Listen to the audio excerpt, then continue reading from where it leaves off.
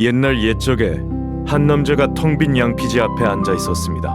그는 붓을 들고 아무도 가본 적 없는 곳을 그리기 시작했어요. 산도 그리고 바다도 그리고 강도 그렸습니다.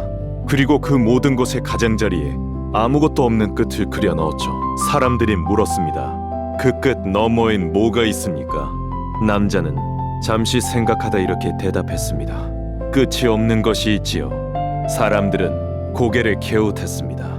도대체 무슨 말인지 몰랐거든요. 그런데 이 이상한 대답 하나가 인류의 사고방식을 완전히 새로운 방향으로 틀어놓게 됩니다.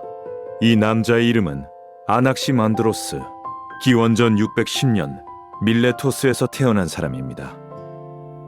이야기는 스승탈레스로부터 시작됩니다. 기억하시나요? 별을 보다 우물에 빠졌던 그 남자. 만물의 근원은 물이다 라고 외쳤던 그 철학자요. 아낙시만드로스는 바로 그 탈레스의 제자였습니다. 두 사람은 같은 도시 밀레토스에서 함께 살았어요.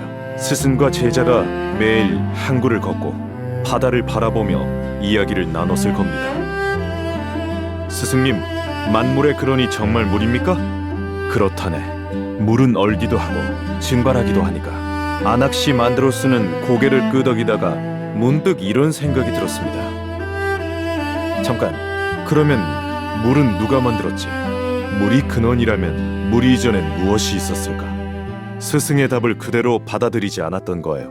오히려 스승의 답에서 새로운 질문을 찾아낸 겁니다. 이것이 아낙시만드로스가 특별했던 이유입니다. 아낙시만드로스는 오랫동안 고민했습니다. 물이 근원이라면 불은 물과 반대니까 사라져야 해. 불이 근원이라면 물은 불과 반대니까 없어져야 하고, 어떤 특정한 것이 근원이라면 그것과 반대되는 것들은 존재할 수가 없잖아. 그래서 그는 이런 결론에 이르렀습니다. 근원은 물도 불도 흙도 공기도 아니다. 그 어떤 것으로도 규정할 수 없는 무언가다. 그는 그것을 아페이론이라고 불렀습니다. 그리스어로 한계가 없는 것, 끝이 없는 것이라는 뜻이에요. 조금 어렵게 들리시나요? 이렇게 생각해보면 쉬워요. 밀가루가 있습니다. 밀가루로 빵도 만들고 국수도 만들고 과자도 만들 수 있죠. 빵이 밀가루가 되고 국수가 밀가루가 되듯이 만물은 아페이론에서 나왔다가 다시 아페이론으로 돌아간다. 아낙시만드로스가 하고 싶었던 말이 바로 이겁니다. 세상 모든 것의 재료는 특정한 형태를 갖지 않은 그 무엇보다 더 근본적인 것이라는 거예요. 지금으로부터 2600년 전에 이 생각을 해낸 사람이 있었다는 게 놀랍지 않으신가요? 아낙시만드로스의 이야기에서 빼놓을 수 없는 것이 하나 더 있습니다. 바로 그가 세계 지도를 만들었다는 거예요. 지금 우리는 스마트폰만 켜면 지구 반대편도 볼 수 있지만 기원전 6세기엔 지도라는 게 없었습니다. 사람들은 그냥 자기가 아는 길만 걸어 다녔어요. 아낙시만드로스는 밀레토스를 드나드는 선원들과 상인들로부터 이야기를 모으기 시작했습니다. 동쪽으로 얼마나 가면 무엇이 나오나요? 북쪽 바다는 어디서 끝납니까? 남쪽 땅 너머엔 무엇이 있나요? 수많은 이야기를 모아 그는 마침내 양피지 위에 세상을 그려냈습니다. 지중해를 중심으로 유럽과 아시아와 아프리카가 담긴 인류 역사상 최초의 세계 지도였어요. 물론 지금 우리가 아는 지도와는 많이 달랐습니다. 삐뚤빼뚤하고 비율도 맞지 않았죠. 하지만 중요한 건 그게 아니에요. 누군가 처음으로 세상을 한 장에 담아보겠다는 상상을 했다는 것, 그 상상을 실제로 실행에 옮겼다는 것, 이 지도 한 장이 이후 수천 년 동안 지리학과 탐험의 역사를 열어가는 씨앗이 됩니다. 아낙시만드로스에겐 또 하나의 기묘한 생각이 있었습니다.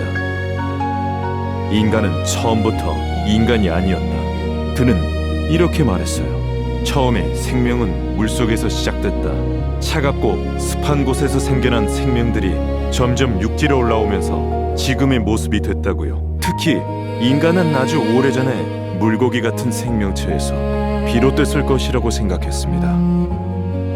지금 들으면 어디서 많이 들어본 이야기 같지 않으신가요? 맞아요. 2600년 뒤에 찰스 다윈이 주장한 진화론과 놀랍도록 비슷한 방향의 생각이에요. 물론 아낙시만드로스는 과학적인 증거도 없었고 화석도 본 적 없었습니다. 그저 순수하게 머릿속으로 생각해낸 거예요. 세상이 변한다면 생명도 변하지 않았을까? 이 단순한 상상이 2600년이라는 시간을 건너뛰어 다윈의 책상 위에 도달한 셈이다. 아낙시만드로스는 기원전 546년 약 64세의 나이로 세상을 떠났습니다. 그가 쓴 책은 지금 거의 남아있지 않아요. 그의 목소리도 얼굴도 우리는 알 수 없습니다. 하지만 그가 남긴 생각들은 시간이 지날수록 더 빛을 발했습니다. 규정할 수 없는 근원이 있다는 생각은 훗날 물리학자들이 우주의 시작을 탐구하는 씨앗이 됐고, 세상을 한 장에 담으려 했던 꿈은 콜럼버스와 마젤란의 항해로 이어졌고, 생명이 변해왔다는 상상은 다윈의 진화론으로 꽃을 피웠습니다. 어쩌면 위대한 생각이란 그 시대에 이해받지 못해도 괜찮은 것인지도 모릅니다. 씨앗은 심은 사람이 아니라 훨씬 나중에 태어난 누군가의 손에서 꽃이 피니까요. 스승 탈레스가 물이라고 답했을 때 아낙시만드로스는 이렇게 속삭였습니다. 그 물보다 더 앞선 것이 있지 않을까요? 그리고 그 질문은 지금 이 순간에도 살아있습니다.